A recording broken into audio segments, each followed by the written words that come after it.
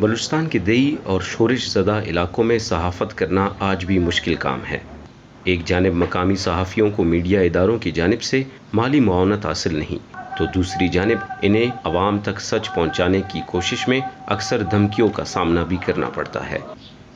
ضلع قلات میں بلوچی زبان کے ایک ٹی وی چینل وش نیوز میں کام کرنے والے صحافی غلام حسین بلوچ کی نظر میں صوبے کے مسائل کی حقیقت سننے کے لیے ہر سطح پر برداشت کم ہے۔ ہم لدئی لوگوں سے تعلق رکھتے ہیں، یہاں پر صحافت کرنا تو بہت مشکل ہے۔ میڈیا کی طرف سے ہمارے پاس کوئی نہ تعاون ہے نہ کیمرہ ہے۔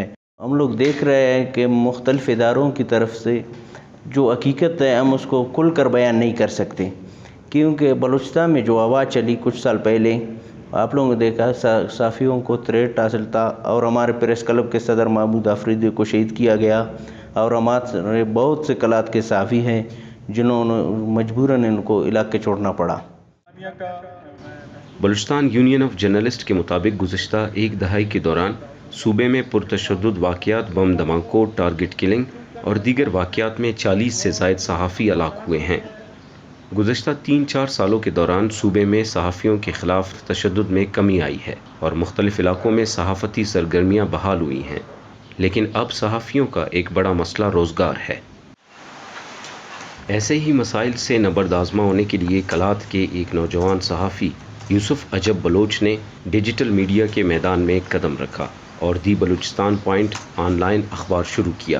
وہ کہتے ہیں کہ اس پلیٹ فارم پر بھی آواز اٹھانا مہنگا پڑ سکتا ہے۔ جب بات آن لائن صحافت کی ہوتی ہے تو یہ لمیٹڈ نہیں ہے، یہ پوری دنیا تک پھیلی ہوئی ہے، اور جتنی جلدی ہو سکتا ہے اگر آپ کوئی ایسا کام کریں گے جس سے چند اداروں کو یا کسی کو نقصان پہنچ رہا ہو یا اس کا کام متاثر ہو رہا ہو، تو وہ آپ کی آواز کو دبانے کی کوشش کرے گی۔ اور بلوچستان میں یا آن لائن جرنلزم کی جب بات ہوتی ہے، سب سے پہلے یہ ہو سکتا ہے کہ آپ کا جو ادارہ ہے وہ جلدی بند ہو سکتا ہے۔ بلوچستان میں کام کرنے والے صحافی بھی قومی سطح پر میڈیا میں آنے والے معاشی بحران سے متاثر ہوئے ہیں۔